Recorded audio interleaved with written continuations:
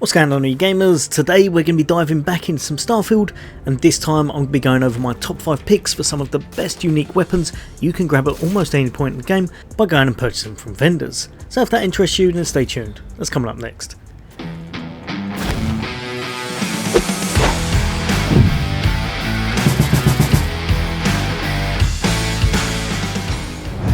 So today we're going to be looking at some unique weapons, and I've got 5 picks that I think can really help you out at almost any stage in the game. These are definitely great weapons to own, so they're well worth knowing about. Now the first one you're going to be able to grab very early as long as you have the credits available, and you're going to go to the Alpha Centauri system, and then you're going to go to a planet that you probably know well by now, and that's going to be Jemison. From here you're going to want to bop all the way over to the commercial district, and then you're just going to follow where I'm going here. Proceed and make your way forward, and then just on the right hand side is going to be a shop. Just over here, the UC distribution centre. In here is going to be an absolutely devastating weapon, the N67 Smart Gun. Now the great thing about this, its fire rate, as far as I'm aware, it's probably got the highest fire rate in the game, so it's going to dish out an absolute abundance of damage. It's got quite nice range, although you will need to wait for the reticule to zoom in, because the accuracy on it is awful if it hasn't. Weighing a whopping 15 mass, you are going to have to make sure you've got a bit of encumbrance on your character, and it comes with shattering as standard, where you break through even the strongest armour. Also has a compensator and armour piercing rounds. Now I've not done the maths, so I don't know how the shattering and armour piercing rounds work together, or if they don't go together. I'm not really entirely sure. All I know is it managed to tear through enemies very fast. So if I go over to the shooting range just to show you what this one's all about, as you can see it is almost definitely better closer range. I would call this a kind of boss nuking weapon. Because of how much ammo it's actually going to consume, you're probably best off only taking this out when you've got the toughest enemies in front of yourself. Now over to 2 more weapons that we're going to be looking at. We're going to head over to Cheyenne for these ones, and then we're going to go to the trusty Aquila City. So we're going to jump there and then head straight in. From there you're just going to make your way all the way forward, and then just chuck a slight left and make your way over to Roland's Arms. In here they've got quite a few nice weapons, but there was 2 handguns that I found definitely stood out. Both of these are unique. You've got the Elegance, which is just really easy to use. It's got a nice fire rate, it's got okay range, not the best range I must admit, but for anything up to medium range, this one hits very hard and is just very simple and easy to use. So works absolutely amazing in most cases as a backup weapon. Over to the Zapper, and this one I really enjoy using. Whereas it doesn't hit quite as hard as the previous weapon, it does fire very fast when you start tapping that trigger, because I found that it kind of shoots twice, so you tap it once and it's going to fire a bullet, and when you let go of the trigger it fires another one.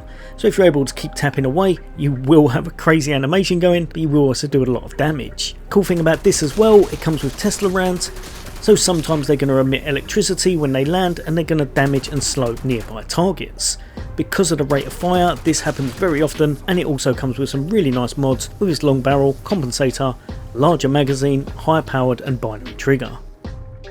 This time we're going to be heading all the way over to Vol 2, heading to the planet Vol 2 Alpha, because you're going to want to be heading over to Neon. We're going to fast travel in there, and then on your main strip you're going to be looking at for a very bold sign, which is going to be this one just here, Neon Tactical.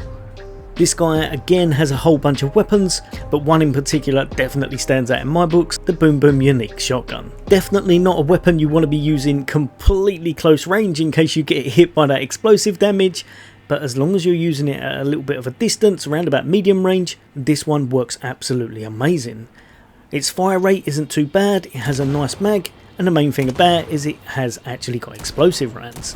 It's randomly going to switch to explosive rounds as you're shooting, so it won't happen every time, but I found it definitely happens enough to make it well worthwhile, and when it does happen, it takes out almost everything. With a laser sight, larger magazine and high velocity, this one again is a great gun to use in those tricky encounters.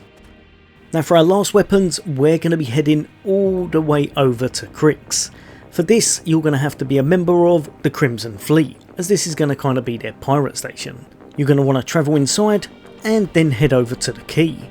Make your way there, dock onto it, and then just a little bit of a ways inside, you're going to see a few weapon vendors. The one you're after is going to be this lovely lady just here, and she's going to sell you one weapon that I absolutely love, and that's the Fury. This rifle has almost everything you need.